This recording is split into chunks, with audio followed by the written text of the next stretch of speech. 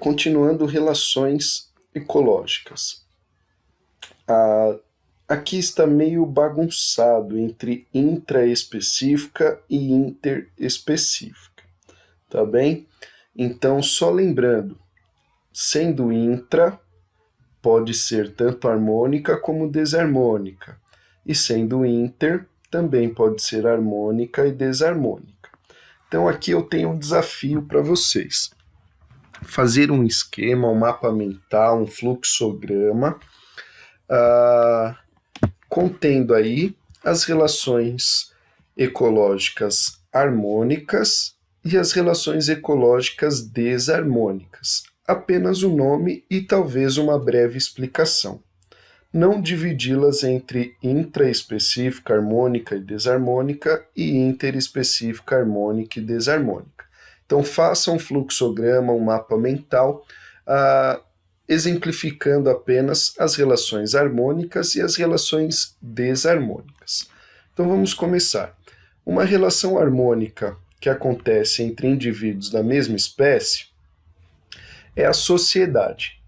Então, nós temos alguns exemplos de sociedade. Vocês sabem quais animais vivem em sociedade? Vocês têm o exemplo aí da abelha. Mas quais outros animais vivem em sociedade?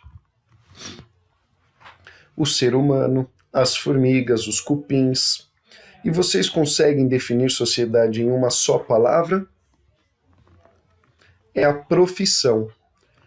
Ou seja, em uma sociedade, os seres vivos têm as suas profissões, as suas tarefas.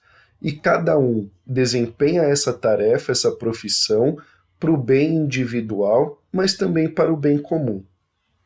A sociedade é uma relação harmônica positiva-positiva. A colônia também é uma relação intraespecífica harmônica, positiva-positiva, onde os dois seres vivos são beneficiados. Onde todos os seres vivos são beneficiados. No caso desse exemplo, de colônia, a caravela portuguesa, nós temos basicamente dois grupos de indivíduos. Um indivíduo responsável pela flutuabilidade e outro grupo de indivíduo responsável pela captura e digestão dos alimentos. Então, se colônia é basicamente a mesma coisa que sociedade, qual é a diferença entre as duas? É que na sociedade os indivíduos têm livre movimentação. Eles têm uma certa liberdade para se movimentarem. Já na colônia, os indivíduos não têm essa liberdade. Para onde um indivíduo vai, o outro ou os outros também vão. Tá bem? Uma relação intraespecífica desarmônica é o canibalismo. No exemplo que nós temos, é um louva-a-Deus fêmea se alimentando de um louva-a-Deus macho, logo após a cópula. Para que uma fêmea canibaliza o macho? É para fornecer nutrientes para os seus ovos. Então, no canibalismo, o indivíduo mata outro de sua própria espécie para poder se alimentar. E aí nós vemos uma relação intraespecífica de competição, que ela é negativa. Não é boa para nenhuma das partes envolvidas. Ué, como assim? No nosso exemplo, um leão não vai sair vitorioso? Por vezes sim, só que em uma competição que envolve luta, os dois podem acabar saindo machucados. E qualquer machucado que seja, não é lá uma vantagem, não é lá um benefício. A competição ela tem um objetivo, a conquista de território, para a posterior conquista de alimento, obtenção de alimento, para a posterior reprodução. A competição intraespecífica ou interespecífica também, ela tem um objetivo, que é, como Darwin explica, a competição faz parte da seleção natural também.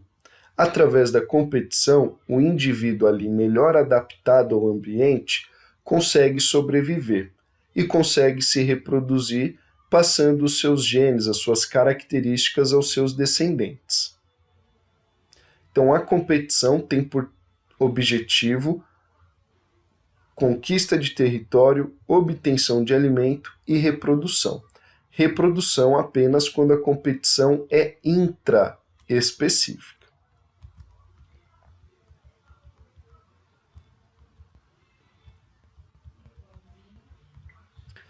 Relações interespecíficas, ou seja, entre indivíduos de espécies diferentes, relações harmônicas. Nós temos aqui um exemplo de um líquen que está sobre uma árvore. O líquen é uma associação simbiótica entre um fungo e uma alga. O fungo oferece para a alga abrigo e a alga oferece para o fungo os carboidratos que produz da fotossíntese, pela fotossíntese. Essa relação é chamada de mutualismo. Ela é positiva, ela é boa para os dois indivíduos de espécies diferentes. Este líquen ele não é um parasita da árvore, da planta. Este líquen ele recebe o alimento da alga. Então, o que ele faz na planta? Ele vive apenas na planta. O líquen ele é um indicador da qualidade do ar. Então, se no seu bairro e nas árvores existem líquens, quer dizer que a qualidade do ar do seu bairro é muito boa. Eles só sobrevivem onde o ar não é poluído. Protocooperação. Protocooperação também é positiva e acontece entre indivíduos de espécies diferentes. Ou seja, qual é a diferença entre mutualismo e protocooperação? No mutualismo, os indivíduos obrigatoriamente precisam viver um com o outro. O líquen sem alga, o fungo morre. Sem o fungo, a alga morre. Então existe uma relação de obrigatoriedade. Na protocooperação, não. Os indivíduos eles não são obrigados a viverem juntos. Eles se encontram em um momento da vida e ali eles se beneficiam. No exemplo que nós temos, e que não é o único, é do boi e do pássaro carrapateiro. Aqui está como pássaro anu, mas nós temos também o pássaro paliteiro, tem um camarão dentista que limpa os dentes de tubarão, de moreia, o paliteiro limpa os dentes do jacaré, e este pássaro anu limpa o boi do carrapato. O boi depende do pássaro para se livrar dos carrapatos? Não, ele pode tomar um banho de lama, pode esmagar os carrapatos numa árvore. O pássaro depende do boi, dos carrapatos do boi para se alimentar? Também não. Ele pode se alimentar de outros seres vivos, de sementes e tudo mais. Mas nesse momento, os dois se encontraram e um ajudou o outro. Isso é protocooperação. No comensalismo, há uma relação em que um indivíduo se beneficia, mas o outro não. Mas também este outro não é prejudicado. É uma relação positiva neutra. No exemplo que nós temos é o peixe rêmora, o peixe piloto e o tubarão. O tubarão come e, por não usar talheres, sobram restos de alimento na água. Esse peixe rêmora vai lá e come esses restos. O peixe rêmora ele possui uma cabeça achatada com ventosas que grudam o peixe no corpo do tubarão. Mas isso também não dificulta o peixe a nadar, o tubarão a nadar. Então o tubarão não é beneficiado e não é prejudicado por essa relação. Então é uma relação de comensalismo.